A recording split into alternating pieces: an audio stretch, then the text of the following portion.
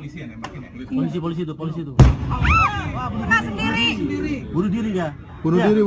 Bunuh diri ya? Dia bunuh diri. Dia killing himself. Cibaku. Blown himself.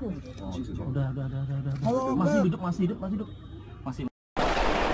അതിന് mutation, ജനിതക ഉൾപരിവർത്തനം എന്നാണ് പറയുന്നത്. കോശവിഭജന നമ്മുടെ ദേഹത്തിലെല്ലാം കോശങ്ങൾ നിരന്തരമായി വിഭജിച്ചുകൊണ്ടിരിക്കും, വളർന്നുകൊണ്ടിരിക്കുകയാണ്. ആ കോശവിഭജന നേരത്ത് ആ കോശത്തിന് മുകളിലുണ്ടാകുന്ന നിരന്തരമായ താടനം പലതരത്തിൽ, അതൊരു മെക്കാനിക്കൽ താടനമാവാം, കെമിക്കലാവാം, പല ഹോർമോണൽസ് കൊണ്ടാവാം, റേഡിയേഷൻ കൊണ്ടാവാം. ഇങ്ങനെ ഉണ്ടാകുന്ന താടനങ്ങൾ കൊണ്ട് അത്യാവശ്യം ചില സമയത്ത് ചില ദിക്കുകളിൽ ഇതുപോലുള്ള രാക്ഷസ അർബുദ കോശങ്ങൾ ഉണ്ടാകുകയാണ്.